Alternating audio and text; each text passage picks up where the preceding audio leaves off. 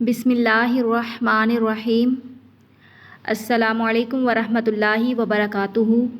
عزیز طلباء و طالبات، امید ہے کہ آپ سب اللہ تعالیٰ کے فضل و کرم سے خیر و عافیت سے ہوں گے۔ اللہ تعالیٰ آپ سب کو اپنی حفظ و امان میں رکھے، آمین۔ عزیز طلباء و طالبات، اب ہم آیت نمبر 25 کا لفظی و بامحاورہ ترجمہ آسان الفاظ میں پڑھتے ہیں۔ بسم اللہ الرحمن الرحیم۔ وَرَدَّ اللَّهُ الَّذِينَ كَفَرُوا، اور لوٹا دیا اللہ نے ان لوگوں کو جنہوں نے کفر کیا، بِغَیظِہِم، ان کے غصے میں بھرے ہوئے، لَمْ يَنَالُوا، انہوں نے نہ پائی، خَیرًا، کوئی بھلائی، وَكَفَى اللَّهُ الْمُؤْمِنِينَ الْقِتَالَ، اور اللہ مومنوں کو جنگ کے لیے کافی ہے۔ وَكَانَ اللَّهُ، اور اللہ ہے، قَوِيًّا، طاقتور، عزیزا، زبردست۔ بامحاورہ ترجمہ۔ اور جو کافر تھے ان کو خدا نے پھیر دیا، وہ اپنے غصے میں بھرے ہوئے تھے، کچھ بھلائی حاصل نہ کر سکے، اور خدا مومنوں کو لڑائی کے بارے میں کافی ہوا، اور خدا طاقتور اور زبردست ہے۔ عزیز طلباء و طالبات، آج ہم نے جو پڑھا ہے اس میں یہ پڑھا ہے کہ وَرَدَّ اللَّهُ الَّذِينَ كَفَرُوا بِغَیظِہِم، اور اللہ نے کافروں کو ان کے غصے کے سبب ان کو واپس لوٹا دیا۔ مطلب غصہ ان کا کیا ہے کہ ان کے دلوں کی جو جلن تھی اس کے ساتھ واپس لوٹا دیا۔ اللہ نے کیا واپس لوٹایا، ہم یہ آج پڑھیں گے، ٹھیک ہے؟ اس کے بارے میں جانتے ہیں۔ یعنی غزوہ احزاب میں جو واقعات رونما ہوئے ان میں سے ایک یہ ہے کہ اللہ تعالیٰ نے قریش اور غطفان وغیرہ کے لشکروں کو ان کے دلوں کی جلن، مطلب ان کے دلوں کا جو غصہ تھا، ان کے اندر جو غصہ بھرا ہوا تھا، اور حسرت کے ساتھ واپس لوٹا دیا۔ اور ان کا حال یہ ہوا کہ جن ناپاک ارادوں کے ساتھ ان لوگوں نے مدینہ منورہ پر چڑھائی کی تھی ان میں سے کوئی بھی پورا نہ ہوا، اور وہ اپنے مقاصد میں ناکام و نامراد ہو کر واپس لوٹ گئے، اور اللہ تعالیٰ مسلمانوں کے لیے لڑائی میں کافی ہو گیا۔ آیت نمبر 26 کا لفظی و بامحاورہ ترجمہ۔ وَأَنزَلَ الَّذِينَ، اور اتار دیا ان لوگوں کو، ظَاهَرُوهُم، جنہوں نے ان کی مدد کی، من اہل الکتاب، اہل کتاب میں سے، من سیاسیہم، ان کے قلعوں میں سے،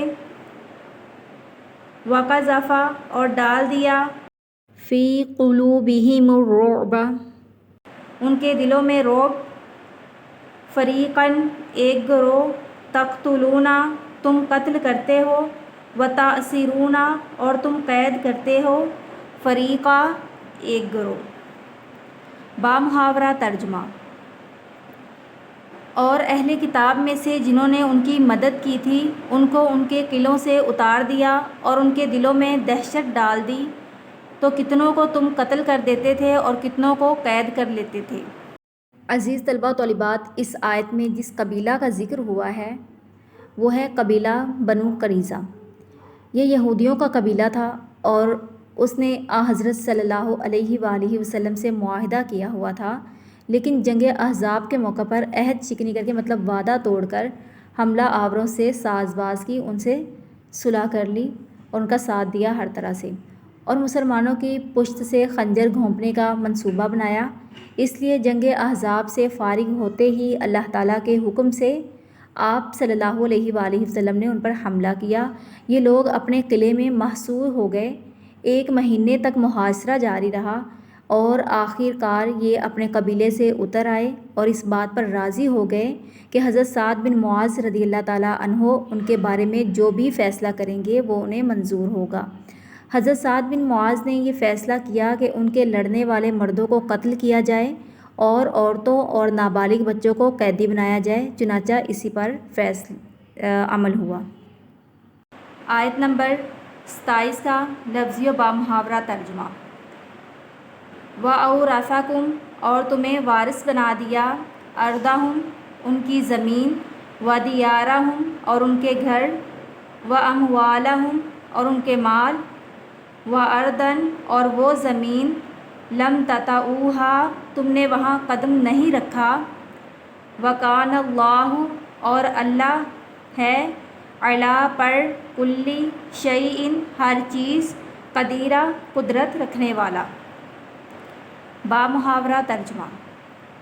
اور ان کی زمین اور ان کے گھروں اور ان کے مال اور اس زمین کا جس میں تم نے پاؤں بھی نہیں رکھا تھا تم کو وارث بنا دیا، اور خدا ہر چیز پر قدرت رکھنے والا ہے۔ عزیز طلبہ طالبات، اس آیت میں اللہ تعالیٰ نے فرمایا وَأَوْرَثَكُمْ، اور تم کو وارث بنا دیا، اَرْضَهُمْ، اس زمین کا۔ کس زمین کا اللہ تعالیٰ نے مسلمانوں کو وارث بنایا یہ میں آپ کو ابھی بتاتی ہوں۔ اس زمین سے مراد خیبر ہے۔ خیبر میں یہودی بڑی تعداد میں آباد تھے اور وہیں سے مسلمانوں کے خلاف سازشیں کرتے رہتے تھے۔ اس موقع پر اس آیت نے مسلمانوں کو یہ خوشخبری دی کہ خیبر بھی کچھ عرصے میں مسلمانوں کے ہاتھوں فتح ہو جائے گا۔ چنانچہ ایسا ہی ہوا اور ہجرت کے 7ویں سال خیبر بھی فتح ہو گیا۔ اس طلبہ طالبات، آپ نے سورۃ الاحزاب الدرس الرابع جین کی آیت نمبر 25 تا 27 کو اچھے سے ذہن نشین کرنا ہے۔ دعاؤں میں یاد رکھیے گا۔ اللہ حافظ۔